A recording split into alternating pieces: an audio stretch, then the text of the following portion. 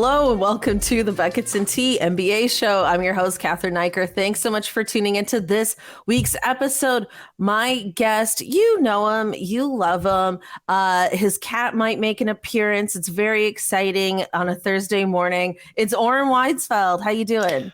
You know, good. I felt like that was the appropriate sound to come after your intro. Yeah. Honestly. Wow. Are you claiming that my intro needs more zhuzh? No, or? I think you did a good job hyping me up, and then you just need to press a button that goes, you know? Okay. Cool. Anyways, that's how I feel. I'm on my second cup of coffee, so I'm roaring to go. All right. Relative to my normal self. Yeah. How many cups of coffee do you normally have? Two. Okay. So this is a routine. Typically just one. But I have a proper espresso machine, so I make myself a latte. Okay, I have an espresso machine too, but I actually usually choose not to use it. I go for the stovetop one. I don't know why. Just I like a cup in the morning. I like a large portion. I don't want to I don't want to do that. Okay, well, I'm really glad we have that. My morning honestly got off to kind of a shitty start because I hope I can swear because I don't have any milk today, so it's a black coffee day. Right. That would be I would order a coffee if I didn't have milk in the house. Wow. I'd be like bougie. McDonald's breakfast. That's kind of bougie. Yeah, I couldn't. I just couldn't. Okay, we have so much basketball to talk about here. We have the Denver Nuggets officially in the NBA Finals.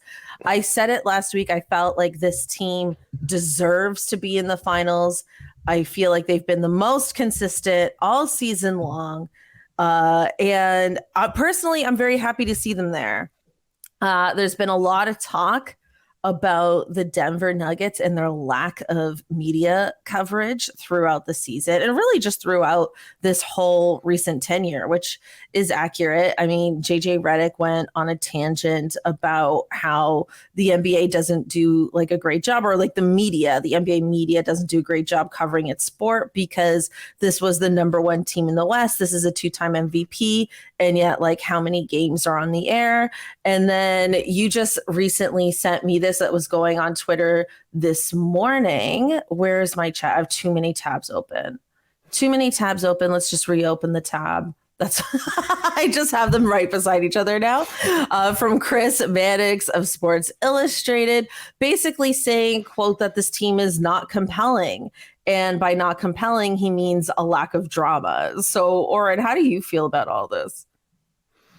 In terms of the coverage thing, it's not new or surprising. I think JJ Redick is a guy that has been very outspoken about this for a long time, and you need to look no further than his media company acquiring the Dunker Spot podcast, which is an X's and O's basketball podcast. And they acquired it because JJ is very passionate about actually talking about the game and the X's and O's, and feels that the media doesn't do a good job of that. And I definitely agree. I think there needs to be more of a place for that. There will always be a place, though, for the Stephen A. Smiths of the world. That's just how the NBA media machine works. I know we're going to talk about LeBron later, but that's another example where LeBron chooses to have some cryptic quote, and then the league spends 2 days talking about that instead of the Nuggets or the Heat or whatever it is. That's just how things are these days. I've gotten pretty accustomed to it. But in terms of the Nuggets specifically, it's true to an extent, what Chris Mannix said, the Nuggets don't have the drama the Lakers have. They don't have the dysfunction that the Warriors have.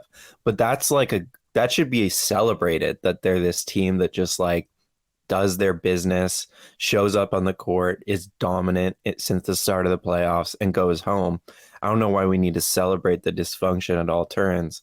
And yeah, it feels wrong to me that someone is saying, and he's rightfully getting killed for it, that the teams that are most dysfunctional are the ones that should get the most coverage, because then teams are incentivized to be dysfunctional, right? Mm-hmm. And it's teams should be incentivized to do what the Nuggets are doing, which is everything that they do should be oriented around playing the best basketball possible. They shouldn't be worried about stirring up the media or giving cryptic quotes or whatever it may be. So credit to the Nuggets. I think on the court they're a fascinating team. Like I don't even think you can argue that they're a boring team on the court. Off the court, sure. Like Jokic isn't out here talking about his horses. Like he's a pretty black and white vanilla guy. He's a vanilla guy, and that's just what it is. And but on the court, there's a lot of fun stuff with the Nuggets. Yeah, I mean, I think, you make a lot of great points, and maybe this is the Nuggets like legacy, is the fact that there is no drama with this team, right? It's like it's just on the court, they're excellent, they're very professional, they're kind of boring. I mean, it kind of reminds me, not team wise, but just in terms of like literally like just their personality of like the San Antonio Spurs, right? Like during the Tim Duncan era, they didn't really have any drama, nothing that I remember, nothing significant. And they just kind of went about their business and consistently won. And maybe the Nuggets are the same way. And it's just taking the league longer than it should really to catch on. And I think for all the like lack of drama, and maybe they don't have any like storylines for an hour of First Take every week, but that doesn't mean we don't air their games. I think that's kind of the difference here, right? Where it's like, it's one thing to like, okay, they're not in the spotlight in that way, but to have a lack of like game coverage throughout the season, I feel is like more on the disrespectful side. Yeah, it's not just disrespectful. I think it's bad for the league. Like you want to put teams on nationally televised games that are going to attract new casual fans. And like, if we want to talk about the on-court stuff, we just watched the Lakers play the Nuggets. Who's a more entertaining team? To me, it's the Nuggets, honestly. And like you mentioned the Spurs, like with all due respect to Tim Duncan, Jokic is a way more entertaining player to watch. He's insane. He grabs rebounds and he runs the length of the court and he's kind of fat. And he can shoot a three. Yeah, and yet he can weave like the final bucket to beat the Lakers. He like weaved in between two players. Like the double team came and like somehow got up like a little floater. And it's just like, this guy is so unique in terms of like NBA history. We haven't seen a lot of big guys like this. So I love watching the Nuggets. I think they're a fascinating team to watch. And so when we're just talking about like what could help the league, if you want to talk about nationally televised games, yeah, I think you should be putting the best, most entertaining teams on as much as possible. Because like, what do they get out of the Lakers being dysfunctional when it comes to like a regular, like a game, a regular season game? I don't really understand how that translates to like more views. Of course, it's the Lakers, so that's a bad example. But like, what do they get from putting the Warriors on TV a bunch this season when the Warriors were pretty bad this season? I don't really know. I mean, I guess it's just like it's the marketing of individual stars, right? So it's like Steph Curry, LeBron, like everybody knows who those guys are, and they've really like kind of carried the league for, well, I mean, LeBron obviously for like 20 years, but Steph for the last almost 10 years, maybe 8 years. And I think it's a mistake on not I shouldn't say the NBA's part, let's say ESPN's part, frankly, and TNT and like those media outlets to not also give Jokic that spotlight, because these guys only have so many years left. And you need to market that new generation. And I think like there are players that they've given that attention to, Luka, right? To some degree, Trae Young, Ja Morant and the Memphis Grizzlies, because I think they just have a very flashy style of playing. But, meanwhile, Jokic has been the one winning this whole time. So it's just, it's very odd that we've really missed the mark on the Nuggets. I mean, I've been talking about the Nuggets on this podcast, pat myself on the back a little bit, for most of the season, saying this team looks really good. They look like a championship team. And here they are. I would consider them the favorites to win it all, regardless of what happens with Miami and Boston. And I'm happy for them that they are finally getting their due. Yeah, no, me too. I've been on them for a while. I I think this is a bigger conversation. I've had it. I don't know if you know Aiden at Raptors Republic, Aiden Moss, but we have this conversation where it's like he worries about the future of the NBA because all these guys, LeBron, Steph, CP, they're all aging out, and the NBA doesn't have that next superstar to fill in the mold. But that is the NBA's choosing. Like there are, and it's basically comes down to there's no American superstar to fill that role, but there's a lot of other. There's Giannis, there's Mm. Luka, and there's Jokic, who the NBA could very easily rally around one of or multiple of those guys and put them front stage in their leagues because like ESPN and TNT, I'm sorry, but the NBA has a lot of power with how they market those, like Yes. through those media companies. So I think, yeah, when we talk about that stuff, it's like Jason Tatum, he is talked about so much. Why? Because he's American. He's not even that good, like compared to the Giannis's of the world. I'm Well, sorry, and he's he's on not. the Celtics, and he's on the Celtics, which Yes, helps. but he's American, and I really think that's what it comes down to. They are hesitant to brand an international star. You know what? I actually really love this theory slash fact, because I think there's a lot Yeah, of proof there. yeah. Because aging myself as I do every episode, I felt this way about Kobe when Kobe was like nearing the end of Mm, his career, not when he retired, but during the Achilles era. Because I was like, man, we've been marketing Kobe and LeBron and all these guys for so long, right? Who's it going to be? And then suddenly, like Kevin Durant emerges, right, in Oklahoma City. And then they had James Harden and Westbrook on that team. And I was like, this is the future of the NBA right here. And that was like a small market team, mm, a new market, a brand new market, small market. And they marketed the hell out of that team, and mm, Kevin Durant is American. So I'm like, mm, oh, that's super interesting mm. because Oklahoma City is so small. Like I will never forget this. Kevin Durant was on Jimmy Kimmel and he talked about hanging out at the Apple store because there was nothing to do in Oklahoma City. Like that's how small it is. Like taking pictures on the photo booth. Yeah, yeah. Like I just know like those ones. I used to go to my friends up to Apple board in the mall and could do you that. I mean, imagine Kevin Durant, one of Yeah. NBA's biggest stars, just Maybe at the that's why he Apple became a store. pothead, I think. Maybe. Yeah. Yeah. I mean, so that's how small of a market Oklahoma City was. And yet they got all this attention. And maybe, oh, my mic, sorry. Yeah, maybe that is the difference. And so, yeah, that's especially why I love that theory. Yeah. That's I all. think I think it made sense, like just to wrap up this subject, because I know we weren't here to talk about international guys getting shaded by the NBA, but like No, but I love I it. think it made sense for a while in the KD days, but now the league is so global that I actually think that they would get a lot out of marketing these international stars and just like American fans of the NBA, like they're generally a progressive group. They're not just going to turn out of the NBA because or tune out because all of a sudden it's not Jason Tatum who's front and center, it's Giannis. Like I think I think there's a lot of growth opportunity there globally, not so much in the States, but globally if they go in that direction. And yeah, I think the league's in a position where they're probably ready to do that. Yeah, and just like lean into your best players. Why Yeah. not? Okay, let's move on and talk about LeBron and his clickbaity quote that we've already alluded to, where he contemplates retiring. I think we all know that LeBron will not just spontaneously retire. But Oren, how do you feel about all this? Unless you're like, Yeah. I said it, Cathryn. I already said it. No, some of my things though are just going to be regurgitations from other podcasts I've heard, to be honest. But like, one is that if he won the chip, maybe he would retire on top this season Mm.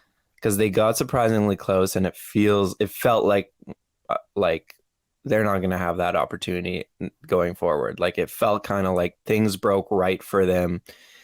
They were really close, and the West is only getting better. So I think maybe if he won, he would have actually just retired. There's no way he's retiring. The one possibility I do think, and I've seen floated around, is that like worst case, he takes a year off from basketball, comes back, heals his foot and then joins his son. I think more likely it's just to put pressure on the Lakers front office, specifically pressure that can alleviate him of some of his regular season duties. I don't think he wants to play 82 games next season. No. So I think this is like a restock the team, make it so that like I can even come back like a month into the season or something. Like that's what I think LeBron wants. I'm just guessing here because he's 40 and he just went to the Western Conference Finals, and I think he's just like, I can't keep doing the 82 game thing and then doing it all in the playoffs also. Like you have to build a team that can sustain it without me, and I'll join you when you need me. That's kind of the like pressure I think he's putting on the Lakers. Yeah, I agree. And I think like the funny thing about the Lakers is that they keep being in a position where they have to like trade the people that have been working for them to try and improve, and then it backfires. So I guess like my fear for them is that the same thing's going to happen. Like they're going to trade like Austin Reeves and like these guys that were really good for them this year because their trade value's high, and then they're not going to get the return that they hoped for. Because I think despite having an excellent second half of the season, they are going to make a lot of offseason moves to try and get over this hump. I don't know exactly how they're going to do that, but I agree with you. I think they're putting a lot of this pressure on LeBron, or sorry, LeBron's putting all this pressure on the Lakers so he doesn't have to carry the load so much. But I also feel like so much of this needs to come on Anthony Davis. I think Anthony Davis overall was great. I mean, he had some inconsistent games, but I felt when they made this whole deal, the whole point was for Anthony Davis to become the leader of this team. And I feel like despite how great he is, that hasn't been fully realized. Am I crazy? Um, You can say yes. I mean, I disagree. Like, I think it was kind of a minor miracle that he even got through the playoffs as well as he did, just given like his injury history. I don't think you could have asked for more from him given his kind of recent history offensively. So I think AD was really good. He's never going to be like a Jokic Embiid, like monster offensive player. I think LeBron was really good, all things considered. I think what they were able to piece together with like Reeves, Hachimura, um, D'Angelo Russell was like surprising to me. I'm surprised they made the Western Conference Final. I think this Lakers season was a success, all things considered. Massive So success. yeah, I think if they improve those, like the D'Angelo Russells, I think that might be Kyrie Irving next season, for example. I think if they do those kind of things, they'll be a better team, but I don't think they can ask AD to score 25 points a game. Like I think their scoring has to come. They actually built the blueprint really well this season. The scoring comes from like these score first guards, and then LeBron and AD are like LeBron's like the Swiss Army knife best role player in the league is how I would describe him this playoffs. And then AD is like their defensive fulcrum. Yeah, I mean, I just feel like I want Anthony Davis to be more of a leader. But I agree with everything you're saying basketball wise. Like, I also am concerned, bringing in Kyrie. I mean, come on. Like, Of course. Like I know I'm not advocating for it. I I'm know just it's going to saying. happen. Yeah. I know it's going to happen. And whatever. We already know what's going to happen with that. But I do think like moving off of D'Angelo Russell will be smart. But I actually think that's the only player that they should really consider trading. I think you keep everyone else as much as you can because you are getting max value out of these role players. And I'd hate to see them make the same mistake they did when they got rid of like Kuzma and all those guys for Westbrook. Yeah. And they need depth. Like, again, going back to what I said about LeBron and AD, those are both guys who you can't count on to carry you through a regular season. That's why I think Kyrie is likely because he's actually like he hasn't played a lot. But when Kyrie is on, he's a guy who can literally win you regular season games just by scoring Mhm. 40 points. So that's why I kind of think he's likely. And then, yeah, you got to keep all the depth you can around him because LeBron and AD are going to miss a lot of games.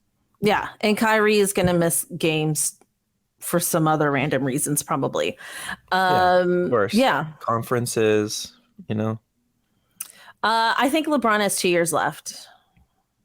That would be my prediction. I think he has 2 more seasons. Yeah. Yeah, that sounds about right. Unless he wins, he'll go on out on top. Yeah, very, very fair. Okay, let's move on and talk a little Heat Celtics. I thought I'd be talking about another sweep, but the Celtics took game 4. I admittedly missed this game because I was too busy meeting Janet Jackson after Oh a yeah, concert. So congrats. I had a whole, thank you so much. I had a whole moment. So sadly, I didn't see this one game, but I feel like, talk about biased media. Maybe that's like the theme of this whole episode, honestly, because there is a lot of Boston media in NBA coverage, right? Yep. And there's a lot of talk about how the Celtics can be the first team to come back being down 0-3. Are you buying this hype? Also, this could age very poorly as this episode comes out tomorrow and they have a game tonight. So just, if that happens, apologies, but we're in the moment. We're going to talk about it. I don't buy the hype, no. I think like the talking points, people have to sustain themselves with these talking points because there's nothing else to talk about, right? Like the Nuggets swept the Lakers. What else are people going to talk about other than like, okay, well, this series is still going on. How long can it go? It does suck that Gabe Vincent is out tonight. That was my fear. I watched the second half of the game and he injured his ankle. So maybe Kyle Lowry starts in his place. That is a big blow for the Heat. I mean, of course, like there are legitimate factors to think the Celtics could do this. Like they're the number 2 seed playing the number 8 seed. The Heat have gotten extremely lucky with their shooting this series.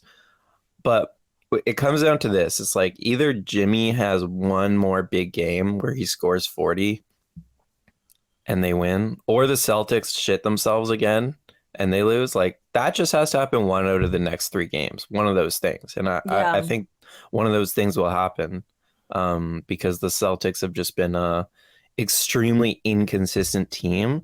There's no reason to believe all of a sudden they just figured it out and are going to like go on this amazing run.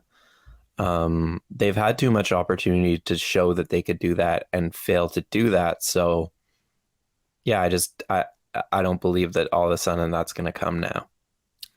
Yeah, I completely agree with you. I also don't, like, injuries aside, I don't see the Miami Heat just completely collapsing like that either. And Yeah. we all know Jimmy Butler is capable of a hero game. Yeah. Assuming we see a Nuggets Heat finals, what do you think happens there? Uh, I would pick the Nuggets. It's going to be interesting because they're 2 teams that play really similarly. Like a lot of their stuff runs through their bigs. Bam loves those DHOs. He loves finding guys cutting backdoor, just like Jokic does.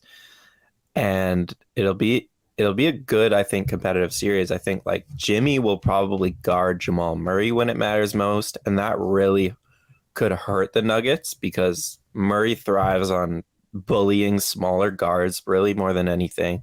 You can't bully Jimmy Butler. So yeah, like Jimmy and Bam defending the Jokic Murray 2-man game is like you can't ask for 2 better defenders, right? To stop that 2-man game. So I actually think the Heat are built pretty well to stop the Nuggets relative to most teams. Like the Lakers, for example, they didn't have that Jamal Murray defender. Like LeBron, but that's not ideal. They didn't have like a guy who could do it and stay on the floor.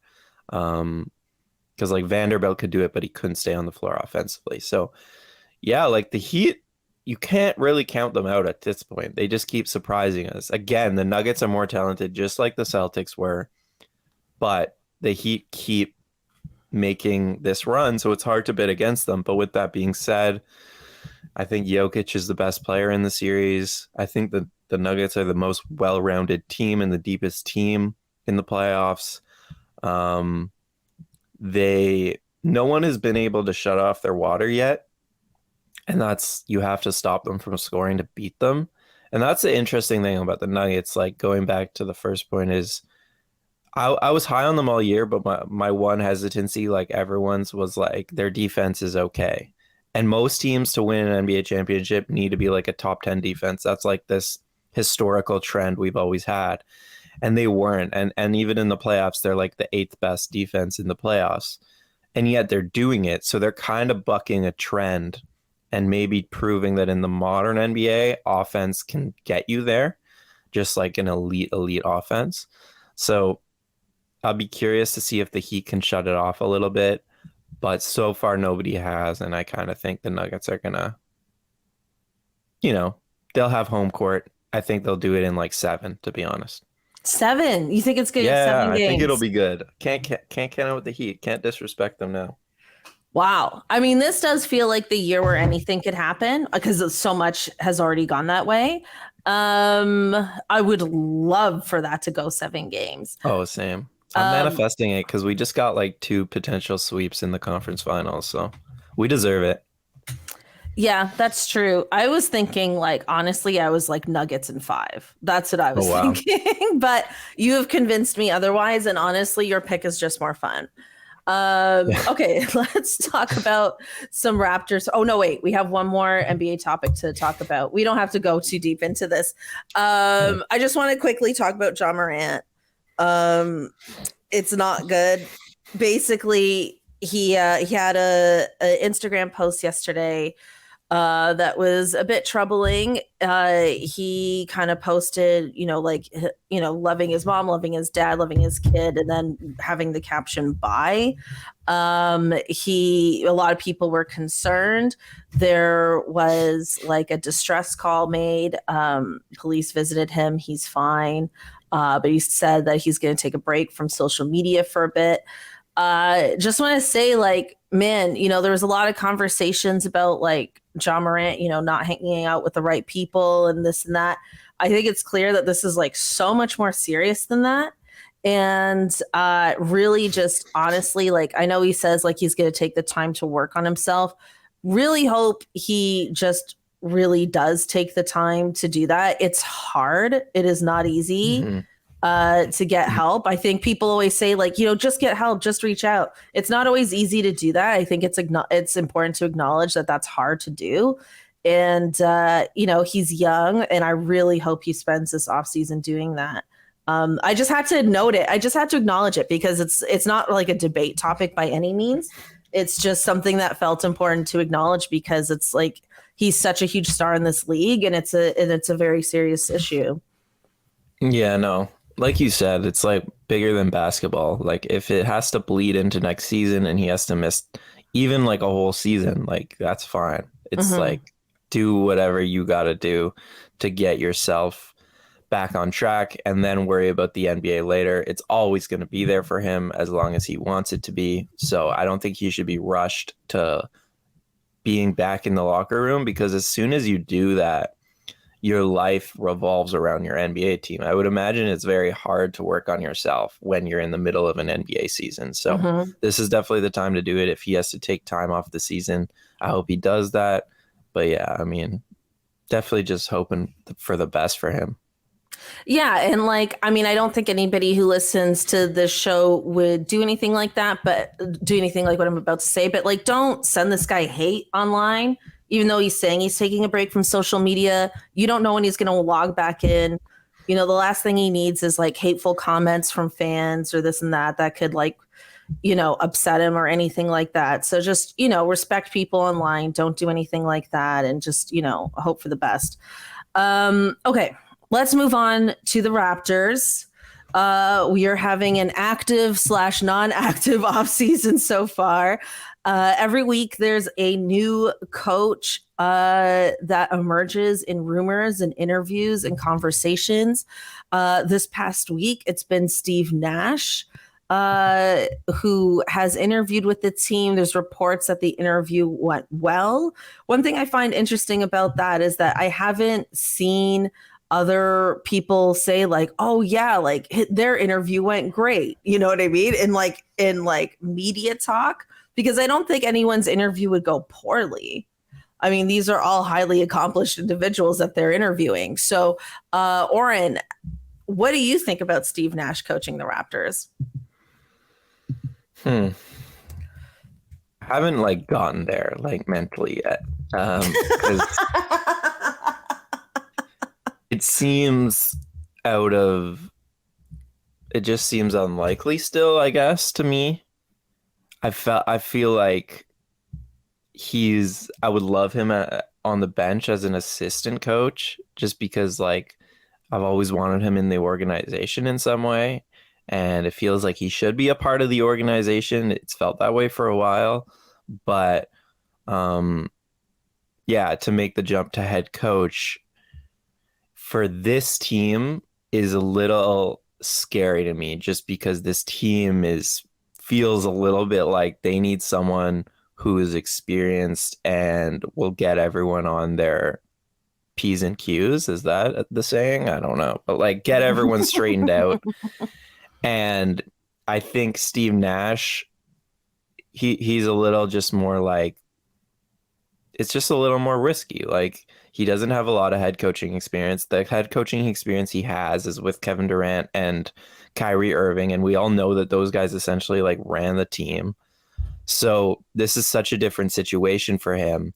And for a guy with such little head coaching experience, I'm a little afraid to bring him in and coach this team. Now, if the Raptors rebuild, and I know we're going to get into this, but if they choose to like really blow it up and like go young, then I'm down for a guy like Steve Nash because then you have time to grow into the role. But if they run back a similar team and they want to win next season and be competitive again, which they do because they just traded their pick next season, there are other guys I would take over Steve Nash if that's the case for sure. Monty Williams being one of them. I think Sergio Scoliaro in Spain being another one. Those are guys that I like.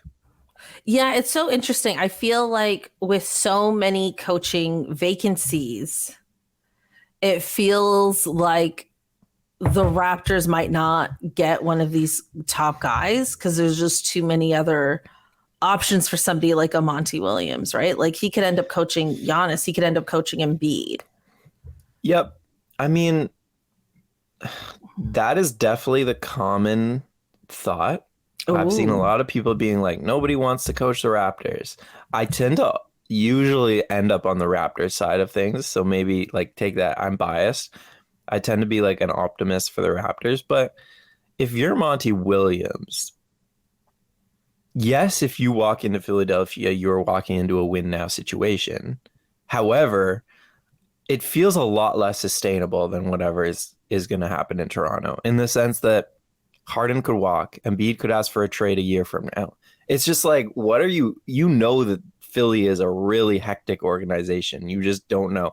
Milwaukee has Giannis, but they're also old around him and you don't know how long Giannis is going to be there for. So if you look at the superstars, you're never going to choose Toronto. But if you look at the organization, which I think coaches do, and like the stability, the ownership, the management, I think Toronto is still an attractive option. I think that's an excellent point. I definitely agree. Like Philadelphia is not the coaching destination it looks like on paper. I do think Milwaukee is though. Like I don't think Giannis would just leave Milwaukee easily. He doesn't seem like the kind of guy that would just demand a trade unless things really went south with that team. I think there's like, well, they did just go south, but you know what I mean? Like, I don't know. I don't think he's. No, I get what you mean. He's not that kind of guy. He seems quite loyal, is what I'm saying. The impression I got was that he signed the extension, won a championship, and I think that's about what he owes to Milwaukee. Mm-hmm. Like, I don't think he's there his whole career. Okay. We'll see. Yeah, maybe he won't be there his whole. Well, hold on. How do I feel about this? No, I don't think he's there for his whole career per se, but I don't know. He's just not this like, he just doesn't seem like the type of person that's like, I don't know. He just seems very, very loyal to me. Like he Yeah. loves Milwaukee. He loves his teammates. He loves his family. Like he's not this like I want to go to the Lakers type of player. I was about to say he doesn't strike me as a big market guy at all, but he strikes me as a guy who cares about his legacy and winning. So I could see him wanting to go to another place. Not the Lakers, not the Knicks, but like Dallas, Miami, Toronto, you know. It wouldn't surprise me. Okay, I agree with that. So you think, okay, I was going to ask you, out of all the coaches that we know are around, are available, you think it's Monty Williams or oh my God, how do I pronounce his name from Spain? Sergio. Let's just go with Sergio because I don't know either. Or Sergio. We love Sergio. He was an assistant with us during our championship season. I was thinking Jerry Stackhouse. I've been yes to Jerry Stackhouse having a head coaching job in the NBA. I think he'd be a great fit with the Raptors. I'm wondering, I feel like this is just my personal theory. I haven't seen this out there. In these coaching interviews, I wonder if they're pitching to Masai and Bobby the direction that the team should go in. Do they want to go young? Do they want to keep? I don't think so. You don't think so? Or they're just like, with your current roster as it exists, this is what I would do with this team. You think that's how it's going? Yeah, and just like basketball philosophy, because I think Masai and Bobby are very like, yeah. Even Nick Nurse, who had a lot of power, I don't think he was dictating draft picks and stuff like that. No. I think those guys really differentiate coaching from like the executive ranks. So I think they make those decisions on which way the team is going to go, and the coach just has to coach whatever team is there. So yeah, I don't know how much they'll actually get into like how are you going to put our player, because some of those players are maybe going to be gone this offseason, but more so like coaching philosophy and like I think those are the conversations that are being had. How you feel about Nick Nurse landing one of these other jobs next season? I mean, I think it's for the best. Like Nick needs to be with a veteran team that is ready to compete for a championship. He should not be with a young team. That's why the Houston thing never made sense to me. Although Houston is not going to be young. I think they're going to really change that team. But yeah, it makes sense. I mean, good for him. He's a good head coach. It doesn't surprise me at all that all these teams want him. He'll get a job. I don't really know what else there is to say about it. I think he needed a year off. I think he needs a year off. I think he needs to. He does, but he won't take it. The opportunities are there. He won't take it, but he needs a year off. He needs to like regroup. He needs to.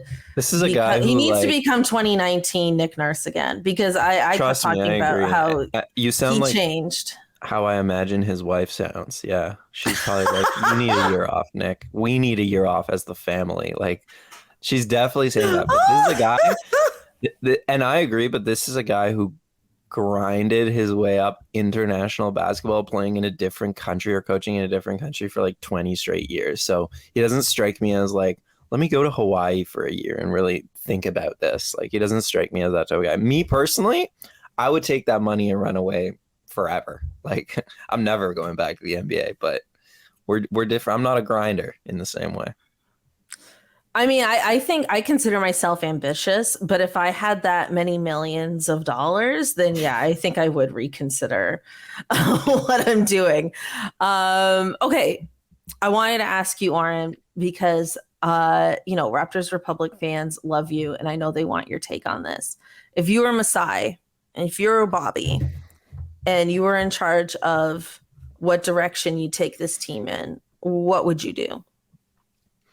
All right, I apologize if this isn't the most like I've given this take now on 3 pods in the last couple of days. So okay, you should have told me that.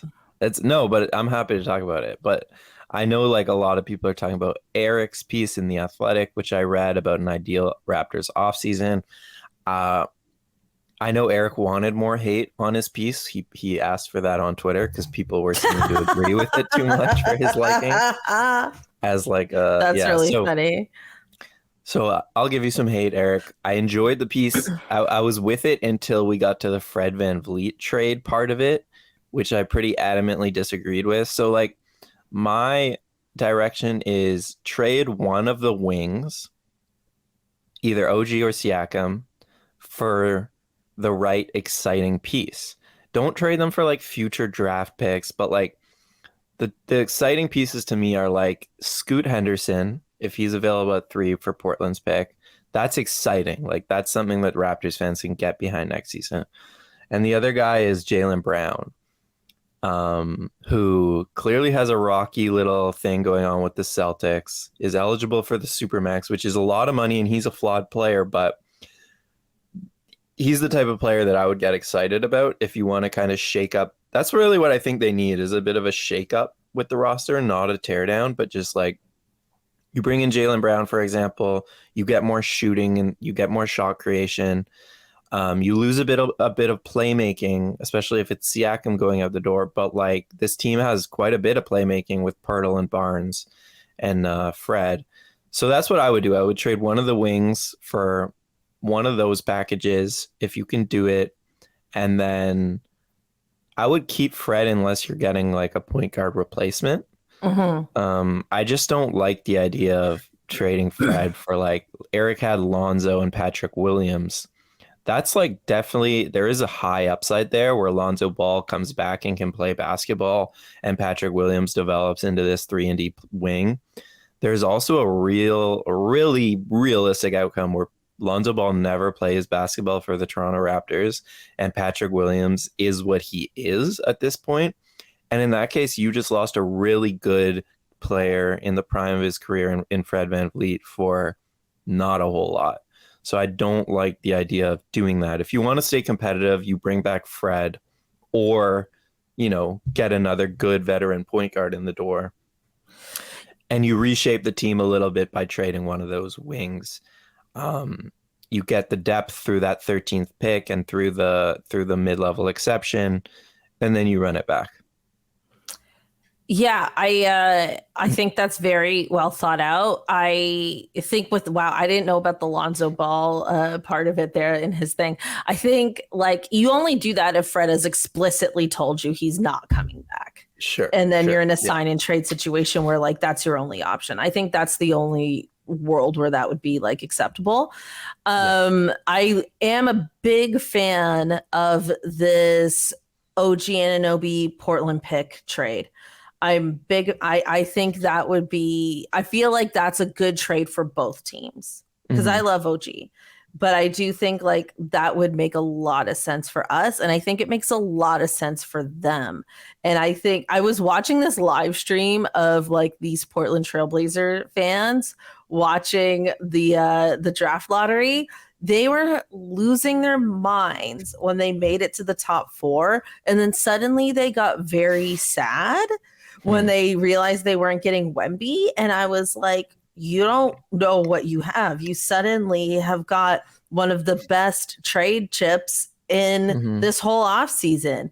So, yeah, I mean, I was talking about them last week, like keeping the pick and getting rid of Lillard and like trying to do like a multi-team trade to get like a really good package back there.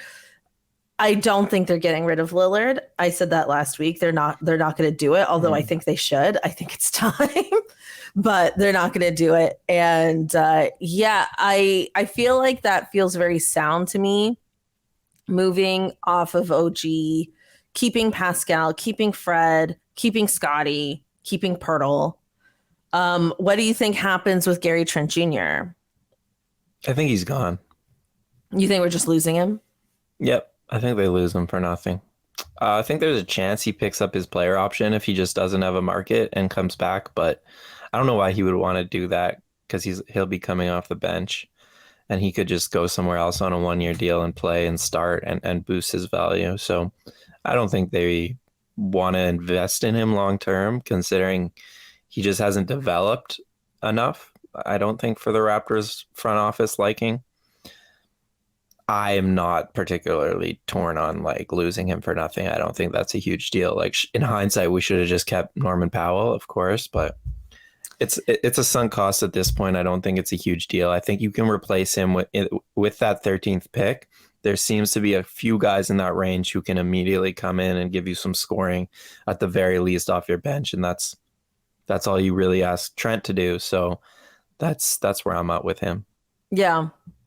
Yeah, I mean, I think he was a fan favorite. I think he was well liked. I think That's because he's handsome. he's handsome, and I think and the fashion part of Yeah. it. Yeah. But I think I felt like I saw some improvements defensively. I liked that he was going after steals. But yeah, it is unfortunate. We really should have just kept Norm and just paid him, honestly. Man, Norm was so good against the Phoenix in that series. I was like so mad. I was so frustrated. Like, because he basically became their first option when PG and Kawhi went down. Yeah. And I was just like, well, it'd be nice to have this guy off our bench. Yeah. Yeah, I think that's, the front office takes a little bit of an L for that. For sure. Yeah. Oren, that has been our episode. Do you have any parting thoughts? Parting thoughts. I'm excited for the draft. I think it'll be a big night for the Raptors. And even that 13th pick, like the Raptors haven't picked that high very often, other than Scotty, obviously. It's been a very long time. So I'm excited for what the front office can do with that pick, because I still believe in this front office, unlike a lot of people. So I'm pretty excited about whichever young player that turns out to be. And even if they don't make any drastic changes and bring back a similar group next season, I'll still be excited, because I do think that this team is talented. They just haven't been able to figure out how to put all the pieces together. So maybe a new head coach can do that. And I'm excited to just be a fan again next season. Go to a game as a fan. I think I'll write about the team a little less, so I'll just be able to enjoy it a little more. You're not going to be covering like the Raptors like every game? No, I don't think so next season. What are you going to be doing? I'm trying to branch out, write about the NBA, write about the WNBA. Just trying to be a little more broad in my approach about. Yeah. I completely agree with that approach. I think that's great. I mean, this show is obviously half NBA, half Raptors. I love covering the whole league. I think it's very exciting to do that. So yeah. Well, thank you so much. Thank you to all our listeners. Thank you to everybody watching on YouTube. And really looking forward to this NBA Finals actually starting. And hopefully we will have more clickbaity topics for you next week. Thanks again. Bye.